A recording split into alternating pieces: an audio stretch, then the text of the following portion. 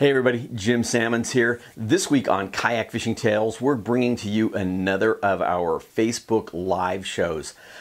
We've got Jen Riddle, the publisher of Done Fly Fishing Magazine, with us. We're going to talk about fly fishing, women in fishing, and just anything fishing.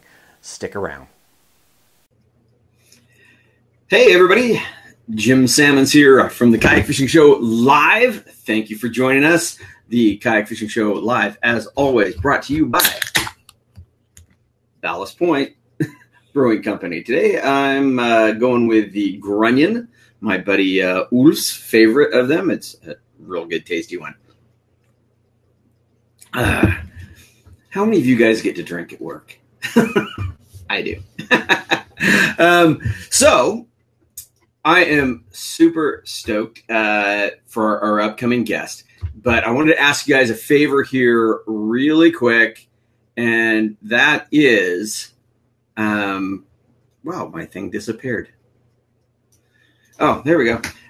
If you guys can share our posts, and not only share our posts, but share our page. Facebook has done quite a number on stomping on the reach of a lot of pages and stuff, and we're trying to get this out to as many people as possible. People are interested. So if you know people are interested in fishing, kayak fishing, anything along that lines, please share it with your friends, because that really helps us out a lot. The better our reach, the better our sponsors like it, the more stuff we can do that's cool.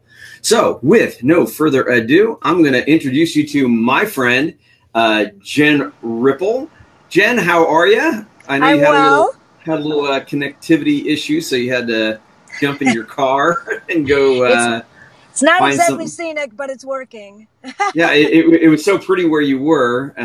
She came on. This is Baxter. She came online a few minutes ago, and she had beautiful trees and all that behind her. And then all of a sudden, everything locked up, got pixelated, and just bad signal. So she jumped in her car, being the good sport that she is, and ran off to find a better signal. So yeah, I'm sitting in the parking lot of the only grocery store in my town called Piggly Wiggly. Piggly Wiggly.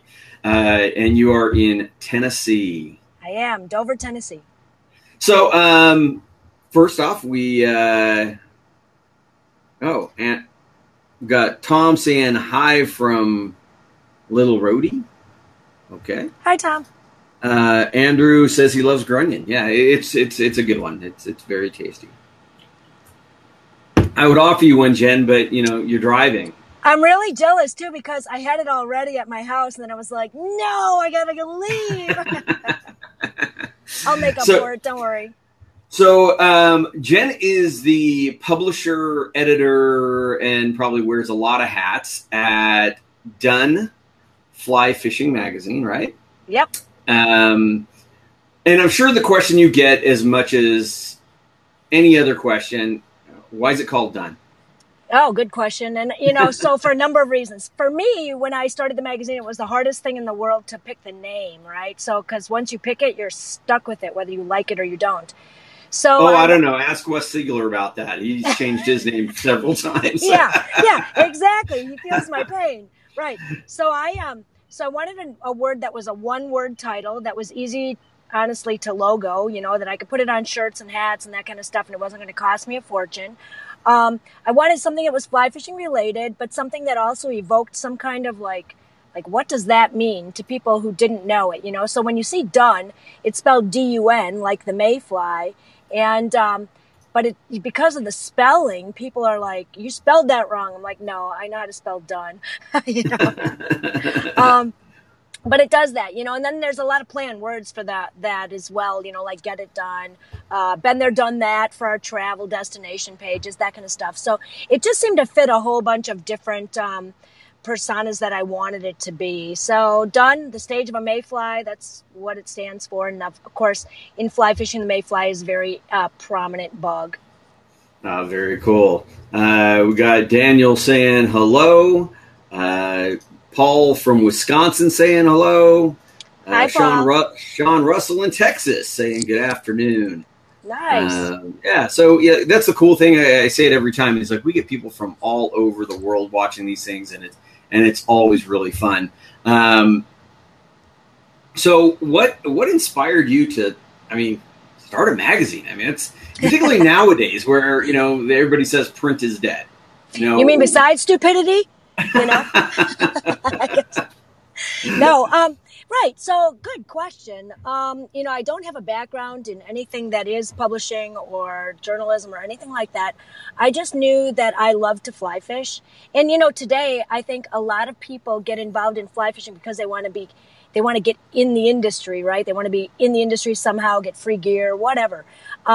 That was not me. I never had any intention at all of being in the fly fishing industry.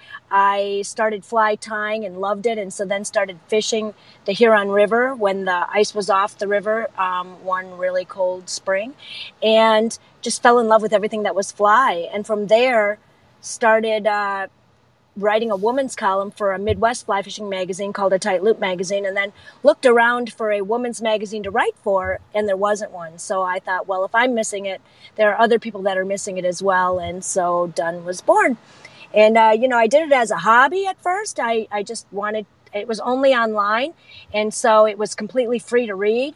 And then after, we've been around almost 5 years. And so after about the first 2 years, people started saying, where can I buy your magazine? When are you coming out with a print magazine? And so many people asked for so long that I thought, well, you know what? I'll give it a try. And it's been really, really good. I mean, for me, I knew we always had a real magazine, even though it was digital. But there was just something about holding it in my hands that made it seem like even more of a real magazine. There it is. And there it is. There's a copy of it. And for people who have not seen it, I mean, this is a top quality magazine. Like I said, this is one of those magazines you get and you leave out on your coffee table. Super heavy quality paper, high quality, high res photos. I mean, it's a real quality publication. Thank you. Did you just kind of feel that women were not addressed in the industry and you wanted to kind of help them? Oh, for sure. So the way that it started, when I first started fishing about 12 years ago or so, I didn't know any other women on the river. There was one woman that I heard of that fished the same river, but I never saw her. And in the fly shop that I was at, Colton Bay Outfitters in Ann Arbor, there were no women that came in, at least not any of the times that I was in there. So for me, we were really an underserved population. Not to mention, when I first started, I had to wear kids waders, boys waders, because there were no waders that fit me, and there were no women's waders that you could put on and had any technicality to them at all. It was kind of like the first set of waders for women came out, and they pinked it and shrinked it and took all the technicality away because they felt like, oh, well, women are just out there reading a book on the side of the river when their husband is out there. And that's not what I was about at all. I mean, I wanted to fish. I fell in love with everything about it. And so, yeah, an underserved population for sure, even though the first book on fly fishing was written by a woman in the 15th century. That's amazing. Jimmy Chang says, Jen, just wanted to say hello. Sorry, I have to run. Good to see you doing well. Hi, Jimmy. Love to miss you. Janelle Fennon. That's my managing editor. Oh, she says, what a beautiful magazine. Must have an awesome managing editor. Yes, I do. And we got Sean saying hi from Lincoln, England. Wow. Hi, Sean. We have Mario checking in from Brazil. And Eric saying, hey, from South Carolina.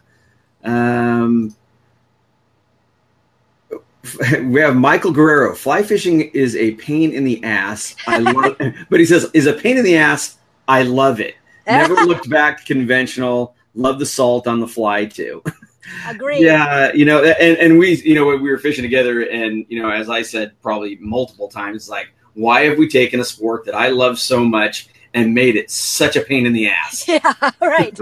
There is nothing easy about it. I mean, and so for me, I love it. I wouldn't say I'm the most excellent caster or the best angler in the world at all, not even close. But I love it. But what I hate about it is the frustration. So I'm that angler that will cast and get stuck on a log in front of me and then roll cast my fly off only to get stuck in the tree behind me, where I say more than a few expletives. And, but for some reason I can't explain, I just love it. And I just keep going back. And maybe it's that challenge of not being so easy. That's what drew it to me, besides the fact that I'm a little crazy. Yeah. Well, I mean, it is, and you add fly fishing from a kayak, and that adds one more element to it, and then kayak fishing off, fly fishing off of a kayak in the wind. Yeah. And then you're pulling your hair out. I think if you want to take someone for the first time fly fishing or fishing in general, it should be for a fly off a kayak in the wind. I mean, they're going to want to come back and do that. Every time. Oh, yeah, for sure. Yeah. It can be frustrating. Yeah, and that's what it's like. Take them someplace easy, where you get a fish on that first time, and then you can. Oh, by the way, I wanted to let you know I did get an opportunity to watch our episode. I had to run quality control on it, so just looking for any errors, continuity stuff, and it actually, considering as tough as it was really good, and he got some great shots. Backstory is Jen and I waited a flat, and right when we got to the place, there was a snook cruising along the beach, and we called him our guide snook because we followed that snook that would not eat, but he took us right to some bonefish. And yeah, it was crazy. I got my first really sight casted bonefish on the fly, so that was super cool. Yeah, and it was tough conditions, and it was like there were not as many fish as you would expect. There were hardly any fish at all. So, I mean, that guide snook saved the day. Yeah, took us right to the stingray. Yeah. Let's see, there was somebody else here. Hey, Jen from Sarah Torn. Sarah Thorne. She is from Orvis. Hi, Sarah. Yeah, we have she's not. Sarah Thorne is not from Orvis. Sarah Thies is from Orvis. Hi, Sarah. I know Sarah Thorne. Yeah. And we have a Damien saying hi from New Zealand. So, like I said, we get people from all here. I think I'm caught up with the hellos. Actually, here's a Rosenda Guerrero. United Women on the Fly rocks. Hi, Jen. Hi. Hope to see you soon on our road trip. Well, here we go. Here's one. We have a hello from the Maldives. Nice. We want to go there, right? Yeah. But so, back to the conversation, and what do you think is, for somebody who wants to get started in fly fishing, what do you think is like the best route to take? Oh, I say you start with a 5-weight and you go to your local pond, you catch bluegill or crappie on the fly, and you use a terrestrial pattern. So that means like an ant pattern, a grasshopper pattern, a cricket pattern, something that if it falls in the water is going to be fighting for its life and erratic in the water. Because when you first start, you don't have all of the expertise on how to land your fly delicately, how to drift it the way it should be drifted, how to strip it in a manner that makes it act like a bait fish, so to speak, if you're using a streamer. And so using a terrestrial is the best way, and that's a top water where you can see the fish come up and actually take the fly. It's an exciting way to fish. You don't have to, you're going to be stripping in an erratic fashion anyways, so your fly is going to be doing what the bug would normally do if it falls in the water. And you don't have to aim at anything but the bank. So even if you get it, you cast too far and it gets up on the bank and you pull it back, it's going to fall and have a natural presentation off the bank into the water, which is what the fish are going to be looking for. Yeah, that's cool. For anybody who is in San Diego, like myself, what I did it with my son, right before I went to on a shoot in Montana many, many years ago. And I started fly fishing when I was a little kid and then stopped. So it had been years and years and years since I fly fished. But in San Diego, there's a club, and it's San Diego Fly Fishers, as I recall. And they do every weekend at Lake Murray out here, they do free fly casting lessons from the club members. So anybody in San Diego, it's a great way to get that first introduction and learning at least how to roll cast and the real basics of casting. So I think they offer a great service, just trying to increase the number of people who are fly fishing. I did have a question for you here, and this is, there's always, and we talked about this while we were walking the bank, about men's attitudes, about fishing with women, women on trips. I think I mentioned to you that there was, I have a friend of mine who absolutely hates having women on fishing trips. Kind of, I don't know, it interferes with his being a macho man. I don't know. I personally have always enjoyed having women on trips. I think it will take down the testosterone level of the men sometimes and can make it much more enjoyable. So I enjoy the company of women, funny enough. Yeah. Go figure.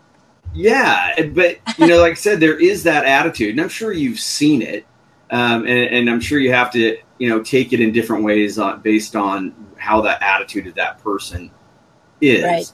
But do you run into that often? Just people that are just negative about women fly fishing or women fishing? Yeah, I wouldn't say that I run into it often. I think that the vocal minority gives men a bad name in fly fishing and women's fly fishing in general. But I have come in across it. There was a time when I was supposed to help out at a Cabela's doing the Women's Day up not far from my hometown in Wisconsin. And I went in the day before to make sure I knew what time I was supposed to be there and if they needed anything. And I walked into the fly shop, and there was a guy behind the counter, and he was teaching another man how to tie a fly. Not very well, but he was teaching him. And I thought, well, I'm just going to wait. And so I waited, and I happened to be with my brother, who was not a fly angler at the time. And as soon as he was done, he looked at my brother and he said, "Can I help you?" And my brother said, "No, but you can help her." So I told him what I was there for. And he said, "Oh, this must be for you." And he pulled a piece of paper off of the monitor for his computer that was sitting right there. And I started to read it, and it was my exchange with the woman who was managing this event, and it was an email exchange between her and I. And as I started to read it, and then he grabbed it out of my hands, and he said, "Wait, that's Cabela's property. You can't see it." And I was like, "No, actually, it's not on Cabela's letterhead, and it's my email string, so you can't see it." So I was like, "No, I think I can see this." And I started to read it, and I said, "Okay, well, I'll see you tomorrow," or whatever. And as I was walking out, he said to my brother in front of me, "I don't care if women fish. I just don't want them on my rivers." That's... And I was like, "Really? I'm there to volunteer. I came all the way from Chicago. It's been a 2-hour drive just for this event to help you guys out." So I marched my butt right up to the front, and I asked for the manager, and she came out, and I told her what happened, and she said, "Oh, I'm sorry. He's actually from our stock room. The guy from fly fishing didn't show up today, so he said he knew about it. So he was filling in." And I said to her, "It would be better to have no one in your fly shop than to have someone with that attitude." Yeah. And I've run into that periodically, but not very often. I mean, I think in the 5 years that our magazine has been around, I've gotten 2 emails, both from men. One said, "Oh, wow, I'm a woman and I know how to fish. Get off your high horse." Okay. But you can have 10 male-centered magazines out there, right? And the other one just took the time to set up a fake email address, send us an email, and said, "All fluff, no technicality," and I was like, all right, whatever, But that's the only 2 times in the magazine's history that anyone has ever said anything negative. For the most part. Fantastic. Yeah. Well, they can't question it. I mean, it's a quality magazine. This guy has got a question here. You might know him, James Macbeth. He says, "Hey, Jen. Hi, James. Why did you start done?" We kind of covered that. You must have tuned in late, James. Yeah, come on, get on the ball. Gosh, James, you're gonna have to watch the replay of it. But exactly, I started it because guys like James, they needed to know that women fished and that we were legitimate anglers. I mean, I don't know if they have women anglers up in Canada. They do, by the way, and we've published a lot of articles by them. But yes, for guys like James, we made the magazine just for you. For people who don't know, James is the marketing manager of Jackson Kayak. Let's see. There was Michael says his wife is watching. She also has never fly fished, but it sounds so fun. Fishing is fun, and there's every aspect of it. Besides the frustration of fly fishing in general, but just being outside. Yeah. And women make really great fly anglers because the cast, unlike a conventional cast, which is kind of like you have to have a little bit of strength for it, and I think using that bait caster with your thumb thing is a lot harder than fly casting ever could possibly be. And for me, and for women, because it's not about strength, any age, any physicality, anyone, doesn't matter. You don't have to be in shape. You can cast that fly rod. It's a very small motion. Even if people that have rotator cuff problems can cast a fly rod. So it really is a great activity for women.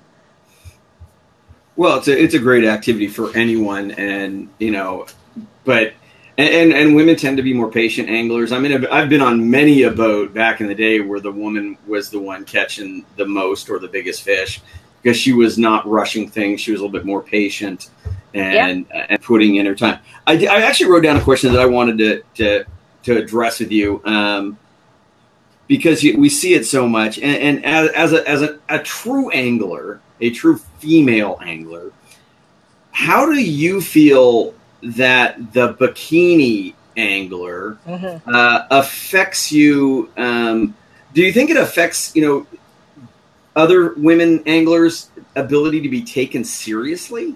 Of course it does.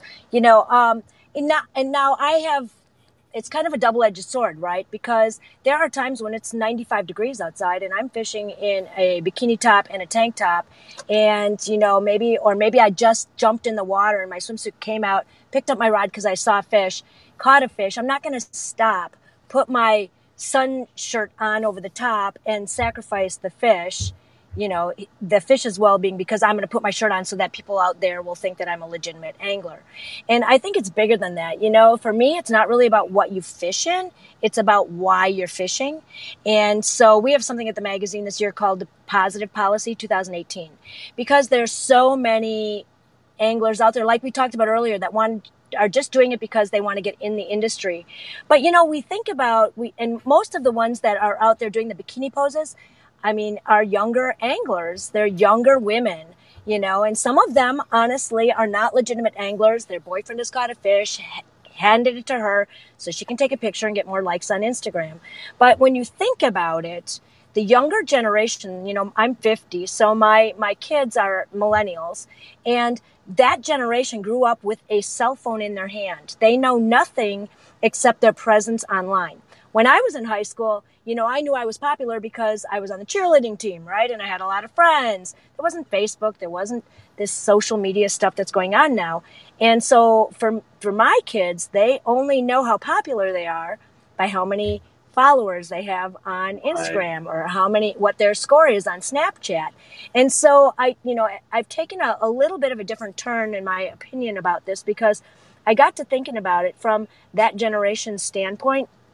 And so, and I've done a lot of, I have a friend who studies the millennials as a social anthropologist and as a psychiatrist. And he says things like this generation has a disconnect between who they are and what they do. So for me, if I would get drunk and dance on a table the next morning, I would be mortified that people would have seen me do that. But this generation, there are those out there that feel like, well, what they do, if they can get sloppy drunk, and then it shouldn't say anything about their character, right? And so for me, I give the kids, the girls specifically, the younger generation, a little bit of a pass. Not a lot, but a little bit of a pass, because they only have grown up with this thing in front of them online. And so I say there's this little button. If you don't like what they're doing, it's called unfollow. You should just do that instead of saying negative things to them online, because that just makes you look bad. And negative. And so, I don't understand. I have a 25-year-old daughter, and I would certainly not be thrilled to be the dad of a girl who is doing that, mainly because it creeps me out, because there's so many creepy dudes out there making disgusting comments. So, agreed. Well, let's just talk about skin cancer too, right? You should cover up anyways when you're in the sun like that, because it's dangerous. Right. Yeah. That's why I cover up. Otherwise, you would see me in a bikini too. Man, I would like to see that. No, nobody would like to see that. We'd be losing followers constantly. Sorry. Jimmy Chang says, "Hi Jen, what is the capital city of Portugal?" Oh, come on, Jimmy. I don't know what the capital city of Portugal is, but I know you do. What is it? My car is making a weird noise. It's my car. I don't know what it's doing. Where we had so there was another one here. Speak Spanish? Si habla no español. Yeah, I have no idea what Mario has said, but I hope it's something nice. Yes. I was going to bring this up here, and actually maybe I'll give it the whole screen.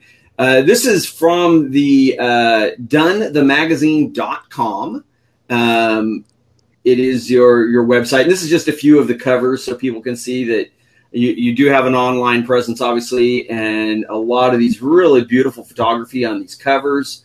If anybody is interested, like I said, it's donethemagazine.com, and I'll drop that back down. But I just want to make sure everybody could see that. I mean, you get to travel all over, as I do. Do you prefer freshwater, saltwater, or do you have an area that you really just always want to go back to? Yeah, I love saltwater fishing. I mean, I grew up fishing for bass on a small lake that I grew up on, not with a fly. And then, sorry, my car keeps doing some weird thing. So I grew up on a lake, just fishing just with a worm and dunking worms. But I love saltwater. I learned to fly fish for bass, and so trout has never really been my thing. Don't tell anybody. No, but I like something that really wants to fight back, and so saltwater, tarpon, permit, bonefish. Well, you know how much fun those are. I have never caught a sailfish, but that's on my list. Those fish smoke. Smoke some line off the reel. I was very impressed with that one. That was definitely the biggest bonefish I'd caught. Well, of course, I've only got about half a dozen to my name, if that. So, I mean, the speed that little fish can put out, and saltwater fish in general are just so much stronger than freshwater. I mean, there are a few freshwaters. Are you frozen there, Jen? Jen has frozen up on us. So, Jen, if you can still hear me, you may need to refresh your page, and I can bring you back in if you refresh it. But at the moment, you are frozen. But yeah, the saltwater fish in general are so much stronger. Saltwater fish are so much stronger than freshwater fish. There are some freshwater fish that are tough, and I guess that's probably what the appeal for some people have with carp, because they are a really tenacious, strong fish. We've got some great questions here, but Jen is frozen for some reason, and I'm just going to drop her down and take this back myself, and it looks like she's refreshing it, so we'll bring her back in a minute. So yeah, I mean, I don't know if you guys fly fish. I mean, for me, it is a frustrating thing as there is to do, but it's one of those that when you do hook up, for me, it's kind of like vertical jigging. It's so much work, but the hit on that, when you're high speed jigging, the hit is like no other hit. And, so you just continue doing it. I want to say hi to my buddy Ulf. Hey, Ulf, I'm having a grunion just for you, brother. And Jen is back, and I'll bring her back up. 1, 2. There you are. You froze up on this for a little bit. I know. I don't know. It's living in the boondocks. What can I say? Well, you're in Tennessee. You're not. So is Jackson Kayak in Sparta, Tennessee. Yep. Potty Mullet, which is a nom de plume, has a question. He says, "Hey, Jim and Jen, what are some of the articles Dunn has published that you are most proud of?" That's a great question. That is. Yeah, we did a really great article on the otoliths of steelhead in the Midwest, which was really interesting. A woman who was doing her graduate program study in otoliths in steelhead could prove that, we always think that when fish are born, where they are born, they go back to spawn to the same rivers. And she proved that they didn't. There were some players out there that would not go back to the same river. She could show every day of that steelhead's life through the ear bone. And I think that's just a fascinating article. We also did an article by a woman who has an article in her summer edition that's coming out, a different article, but her name is Mari Kitagawa. She's from Japan, and she holds many, many world records. And she was born with a deformity on the left side of her body. So she, really has a very limited use of her leg and her arm. And yet she would go, because she wanted to fish so bad and she wanted to catch all these world record fish, she would get off the train every single day to work, stop early and walk the rest of the way. And then on the way back, she would get off and walk the rest of the way to her house, just so that she could practice walking and be more stable on the boat. And then she would go into her closet in the dark and she would practice stripping into a stripping basket, so it would be second nature. She wouldn't have to think about it on the boat. And, I think about that and I think, man, that is dedication to our sport right there. I mean, and we've done so many amazing articles, from Iceland to Claire Carter, who fishes in Oman and owns Arabian fly fishing. I mean, who thinks to fish in Oman? I mean, to me, I think of camels in the desert. I don't think of three-spot pompano and giant trevally and huge yellow permit, that kind of stuff. Is that on the Red Sea? It's on the I'm not sure. I don't know if it is. I don't have a map in front of me, but I don't either. And I'm geographically deficient. I do not know where anything is. That's my wife and I have a huge map in our dining room of the world. And so, because it's the same thing, I can never think where places are, so I always have to go check the map. Yeah. It's a cool way to try and remember. There was I don't even know what this quite. Gabriel Langley. Hey Jen, do you think an H3 would make me a better angler? What's an H3? It's not going to make you a worse angler, that's for sure. So the H3 is the Orvis H3 new rod. I absolutely personally love this rod. It will make anyone a great caster because it's that easy to cast. Now, it's a bit pricey, but it's in line with the rest of the fly rods that are out there. But yeah, I would say that is one of the best fly rods on the market right now. What do you think is more important, as far as the casting part? Obviously, it's not the reel. The reel is just a line holder. Right. Is it the rod? Is it the line? Because I know some line shoots better than others. Yeah, it's a combination of both, if you ask me, because you can pick up a fly rod and cast it perfectly, and then you put another line on, and you feel like somehow you lost the ability to cast. It's really important to match the line with the rod and match the line according to what you're doing. So there are cold water lines out there, there's warm water lines out there, and so if I take one of my lines that's made for fishing steelhead, even though it might be an 8-weight, and I stick it on my 8-weight and go down to the Bahamas to fish with it, that line is not going to work in the warm conditions.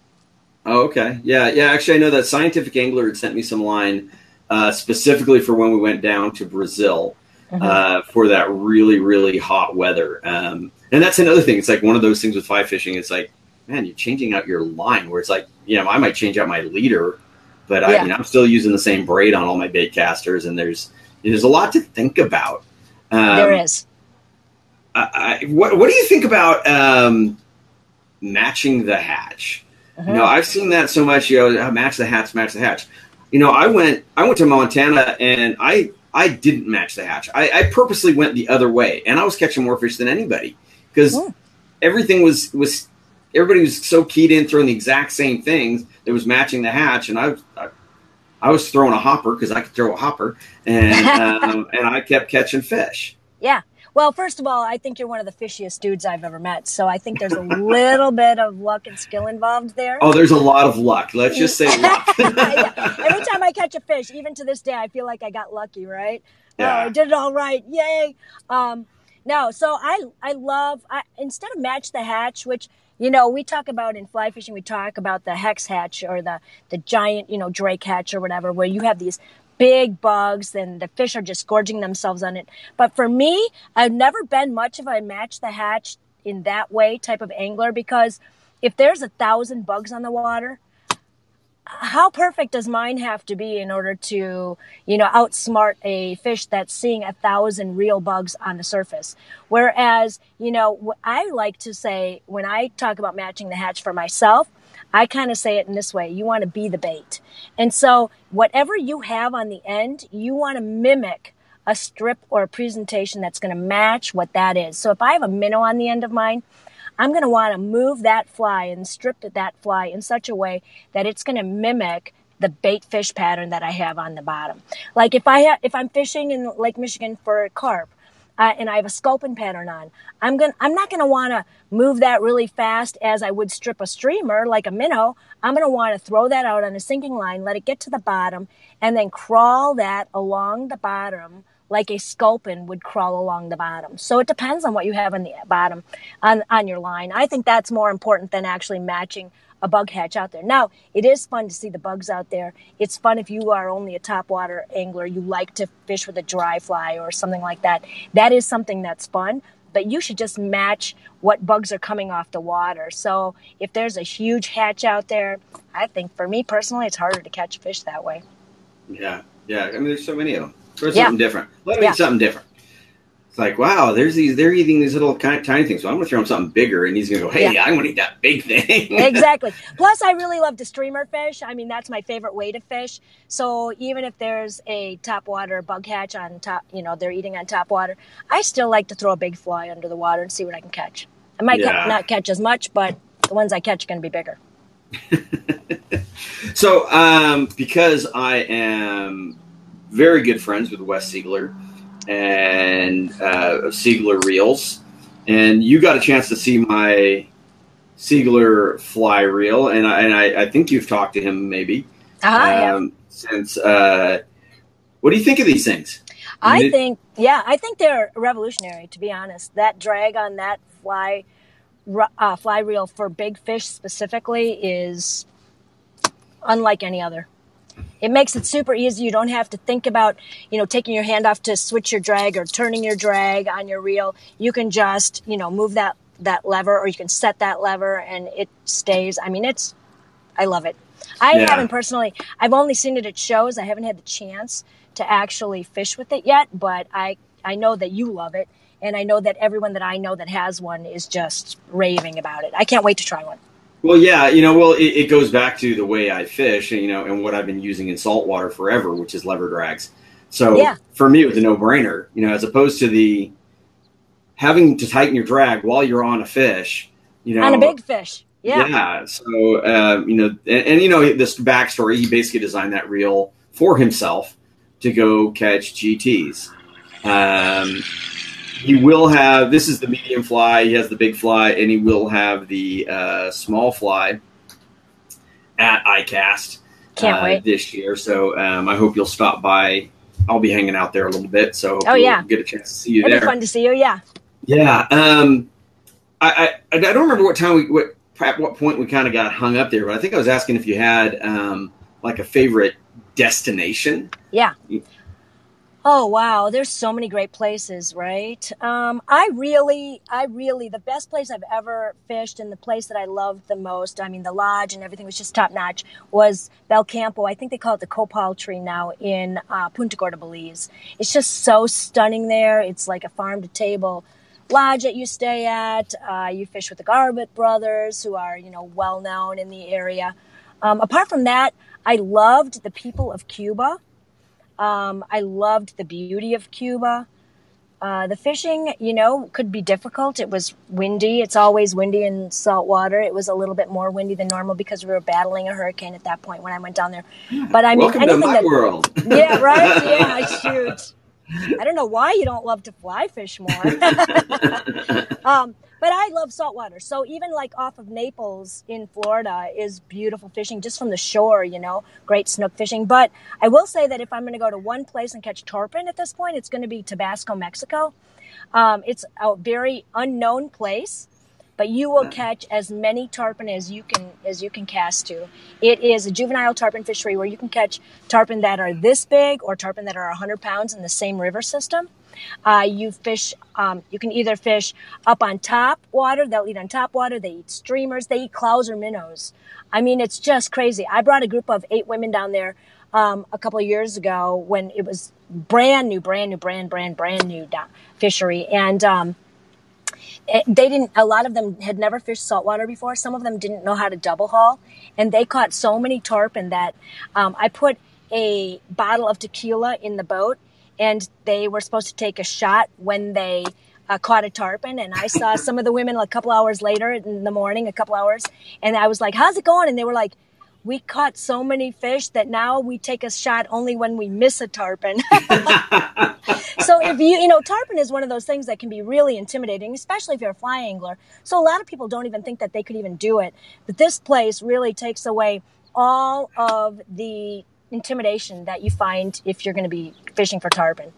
Well, that's the thing is if you can go someplace where you get repetition, you know, that you don't mind screwing up that one fish because you know you're going to get another shot. And it's kind of the same principle I have. Like I take clients that are beginners to kayak fishing. I take them in San Diego Bay because I tell them, you know, I go to the bay to go catching. I don't go there to go fishing. We just catch fish. But it gives them that repetition of dealing with the gear, moving around the kayak and all that. And the same is true, you know, I imagine with you know, catching a big fish on the fly like that. If you haven't caught the first one and knowing how to deal with it, and if you are having to adjust drags and everything else, I imagine that's an issue. And Jen has frozen on us again. Refresh again if it doesn't come back, Jen. Richard Moyola, enjoy the wine, Jim. I will enjoy the wine, Richard. Thank you so much. I'm sorry that you made an error by putting the wrong address on the wine, but if I have to drink it, I will do that. I'm gonna do my part and drink that wine, and my wife and I will enjoy that. So thank you so much, and thanks for the first wine you sent to us. I really appreciate that. While we're waiting for Jen once again to refresh, and it's kind of weird how she just kind of freezes up all of a sudden. Again, it is donethemagazine.com if you want to see what her magazine is all about. She has said she's going to give away a couple of subscriptions to the magazine. So anybody who does comment during this will get the opportunity to win a subscription to the magazine. Oh, wow, that's really bad. That's bad. Totally. I had to drop you out there, Jen. It was just pure static. I don't know what was going on. I can try and push you up again. And we'll try this one more time. Oh, no. Try and refresh again, Jen. Wow. I don't know if you guys all heard that, but to me, that was just pure static in my ears when I brought her up on screen. So anyway, she's offered to give away some subscriptions to the magazine. So those of you that have participated in this conversation, we will do a random drawing for that. And of course, if any of you guys have any questions now or later, put them in the thread, and we will try to answer all those questions for you, whether it's now or later. And I will throw this out one more time. I asked at the beginning, if you can, please share our posts and share our page. We're trying to grow I would love to hit 100,000 followers of our page. Because in reality, Facebook sends our shows out to our page out to about 2% of our followers. So you need to make sure that we show up at the top of your feed. But, you know, I'd love to get us over 100,000. We're at 92,000, something like that right now. So, you know, like I said, we'd love to grow that and get the more followers we have, the more sponsors we can get, the more cool people we can have on here. And that. So, like I said, I really appreciate it. Potty Mullet, a question for either Jim or Jane. Any tips on fly fishing from a kayak? It really helps if you have a good kayak for fly fishing that you are comfortable standing in. If you have a kayak that's not, it's a good idea. What most guys do with their kayaks is they will clear the deck, make sure there's nothing hanging up on the deck that will catch lines or anything like this. Here's Jen. We're going to try her one more time. But yeah, so make sure your deck is really clear. Jackson Kayak makes a kayak called the Mayfly, which is a fantastic fly fishing platform. He designed that specific for fly fishing, so there isn't anything that's going to catch your lines. There's great rod stagers on there and everything else. Jen, I see you. Can you hear me? I can hear you, and there was so much static. I don't know what. Sorry about that. What can I say, right? Yeah, like I love that you're talking about the Mayfly, because that's the kayak I have, and I love that thing. For fly fishing, it is the easiest you stand up in it, you sit down in it, it's stable. I mean, in the Bahamas, I don't know if you remember, but when I was fishing with James, a big shark, like, spooked right in front of my kayak and, like, pushed my kayak, and I didn't even worry about falling out. And my friends call me the fly fishing Bill Dance. So I fall out of everything, and I did not fall off that kayak. Well, we put you on the kayak, and I mean, it was literally, you were on the kayak 15 minutes and you were standing in it. Yeah. And so, I mean, that shows what a great stable platform is. It is, particularly for fishing the flats and for fishing the lakes. I mean, you're not going to paddle 20 miles in that boat. It's not made for that. But for the type of fishing that we were doing, I mean, it really is a nice platform. And that's the key, is finding the right boat that you're really comfortable in. And if you're not, like I said, if you're just going to use any old kayak, just make sure, like I said, you eliminate as many snags off the deck as possible. Because if you fly fish, you know that fly fish likes to catch on everything. Yes. Particularly right when you see that fish you need to cast it. That's right. That's right. It's like one of those things. Let's see. There was a couple questions here. Serge says, I have an 8-weight fly rod that I got for salmon fishing. What other freshwater fish can I use this for? Oh, you can use it for bass. You can use it for carp. You can use it for lake trout. You can use it for, you can use that for anything in freshwater that's going to be a big fish. You know, it's not going to be your trout rod. It's not going to be a small bass rod. It's not going to be a small river, small lake rod, but that's going to be perfect for open water, like if you're in the Great Lakes or whatever, you know, steelheading. You can use, in fact, that's actually what you would use on your bigger rivers, like in Michigan, where you would be on the Muskegon and fishing big water for big steelhead. Lake Michigan, the south end of Lake Michigan for big carp, or up in the Upper Peninsula up by Beaver Island for carp. That's one of my go-to rods. I've been told I'm going to Sweden here in a couple of weeks, and we'll be fly fishing up there. And I've been told an 8 or 9 weight for the big pike they get up there. Yeah, for sure. Yeah, you can fish for pike with that. You can fish for small muskie. I wouldn't fish for big muskie with an 8 weight, but you know, an 8 weight is a really pretty hefty, versatile rod. Yeah. And remember, you can always fish a little bit lighter versions of things a lot of times when you're in a kayak, because again, the kayak is drag. That's true. Jen, a guy's asking, where is your favorite place to bass fish in Tennessee? Kentucky Lake. It's my home lake. I live in the land between the lakes, so Kentucky Lake and Lake Barkley are in my back door. But Kentucky Lake I love. There's just so many big bass there. And, you know, they can be challenging. So it's such big water that they aren't always where you would expect them to be, which adds another level of, you know, mystique and fun when you're fishing for them. Janelle Fannin asks, ask Jen if she would suggest an inflatable kayak to start out with. Actually, you know, for me, I would say no, only because I would suggest a kayak that is going to be stable, especially for you, Janelle. I know that you almost killed yourself out there on the water one day in a kayak, and your partner. So you probably would want the mayfly, or maybe you might want 2 mayflies tied together just so they're even more stable. Well, if you want ultimate stability, they have the big rig, and that thing you can literally stand up and dance on. But the mayfly is pretty close to that too. The reason I would say not the inflatable mainly is because you lose the standability, because you always are going to have that flex in that. And for fly fishing, being able to stand really, really helps. I mean, I can fly cast sitting down, but just that extra height really helps. I've never been a big fan of hooks around inflatables, although the quality of inflatables has changed a lot now. They're much tougher. But the other thing is, if you are going to be in any place that's windy, they're much more affected by the wind and are not going to paddle as well as a rigid hull roto-molded kayak. So personally, really? I would stick to the roto-molded, unless you use what works for you. If you have storage limitations, if you don't have any way to transport a kayak, the inflatables are great. So find what works for you. But if you don't have those limitations, I would still go with a roto-molded. Yep. Good advice. Bob is saying, success all clear. Thanks for being diligent and not quitting. Yeah, we're going to keep going. James Macbeth is now saying hi. Hi again. Hi, James. Hi, James. If you guys haven't seen, we have a link to it on our Facebook page.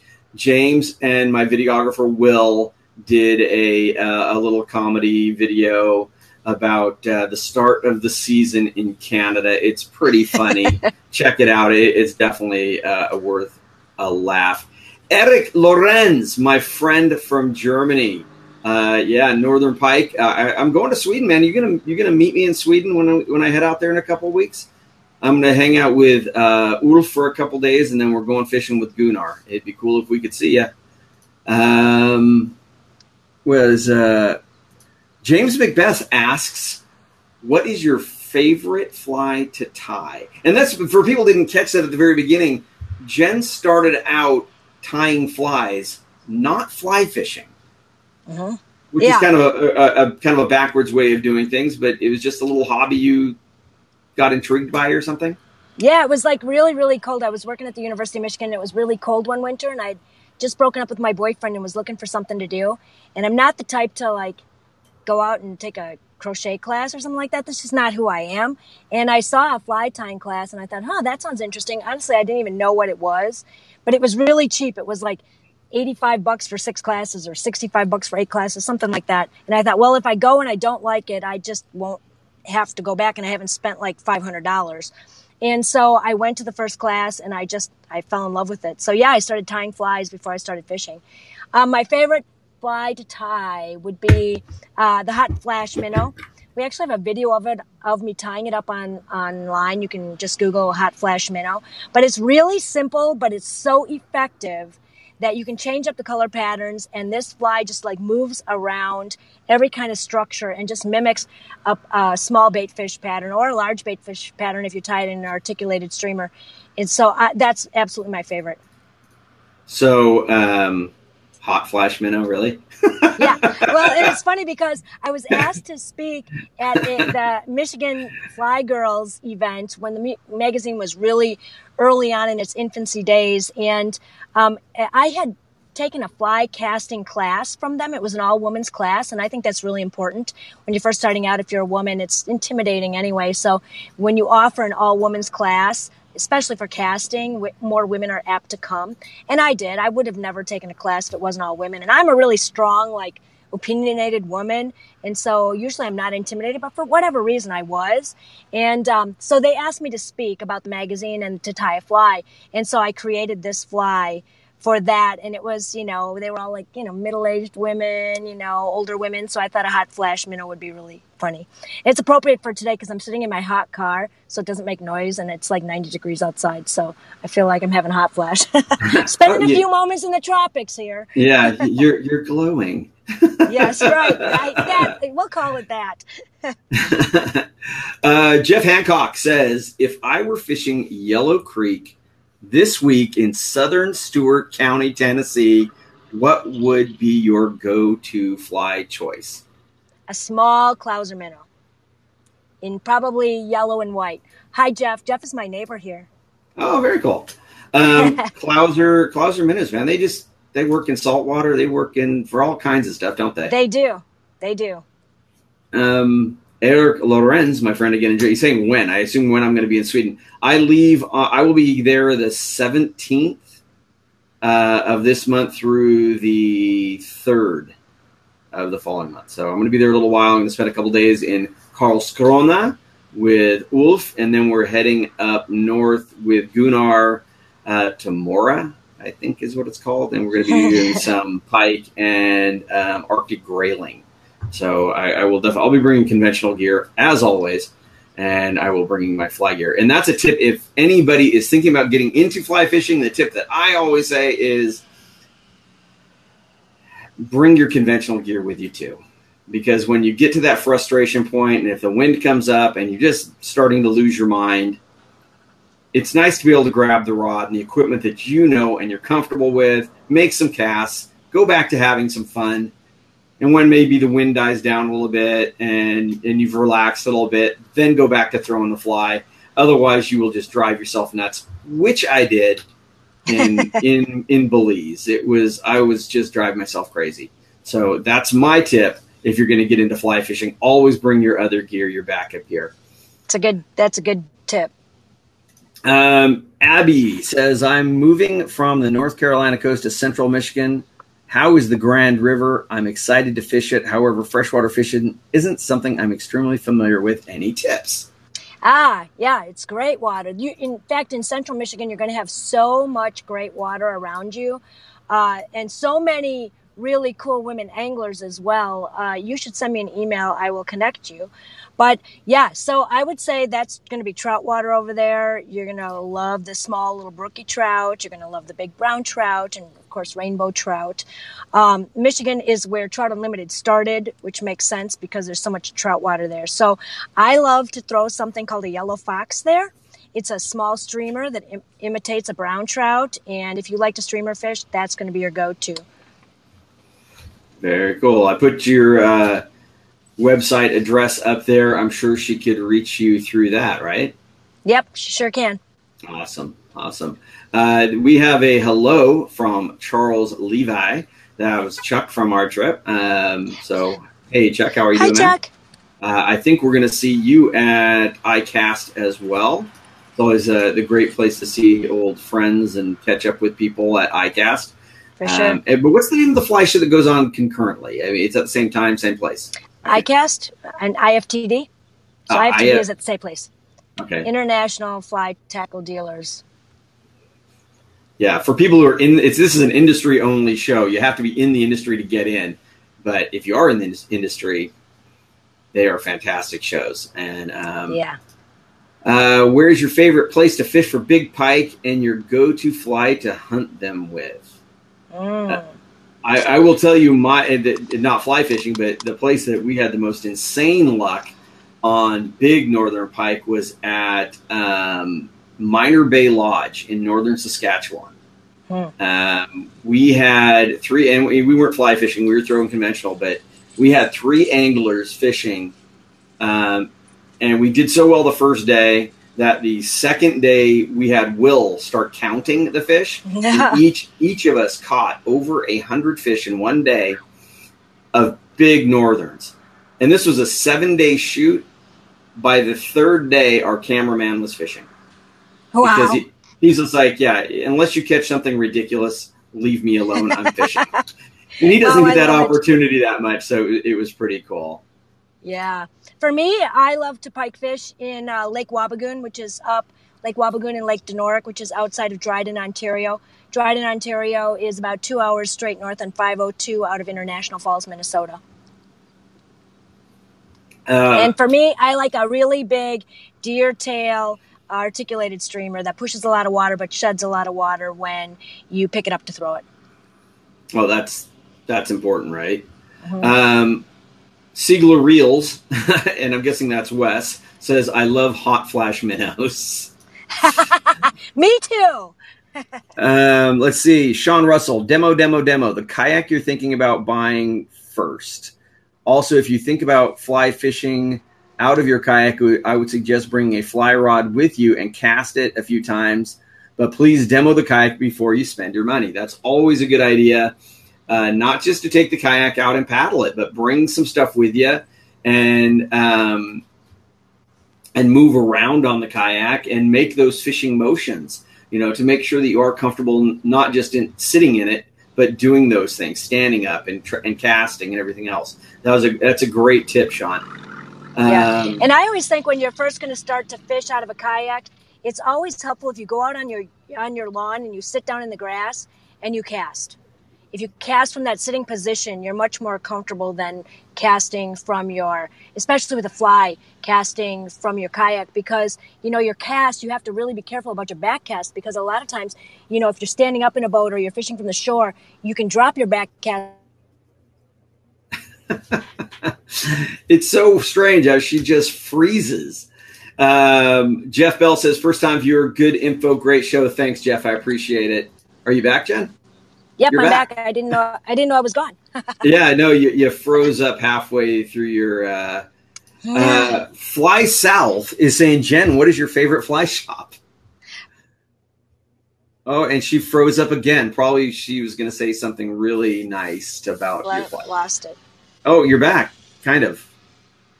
You're frozen, but did you hear me? I can hear you. There, you're back again. Sorry, I'm sorry. Fly South is obviously my favorite. It would have to be. Do they carry your magazine? They do. They were the first shop to carry my magazine. That's awesome. That's yeah. You always remember those things. That's right. Chris is saying hello from the Upper Midwest Council, Chris Vincent. And Charles is saying, and it looks like you are frozen again. Charles is saying line management is super important. Yeah, we kind of talked about line management and having a kayak that allows good line management where you're not snagging it. That's really, really important.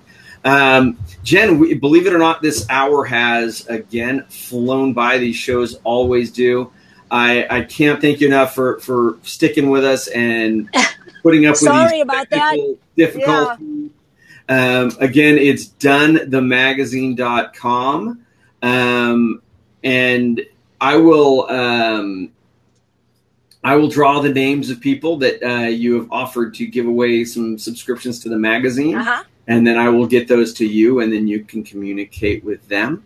But I really appreciate you driving out to a place where you had better signal and for, sticking up with the technical issues there. Yeah. Everybody who joined us here today, I thank you for being here. It's always fun. I don't have a guest scheduled for next week yet, so I will keep you posted on that. And we may do some random ones as I tend to do. But if you're going out fishing, just remember, always wear your PFD and keep your paddle right side up. Take care. Well, thanks for joining us this week on Kayak Fishing Tales. I hope you enjoyed our interview with Jen. If you have any comments, please put them down below. Give us a thumbs up if you like the video, and make sure you subscribe to Kayak Fishing Tales.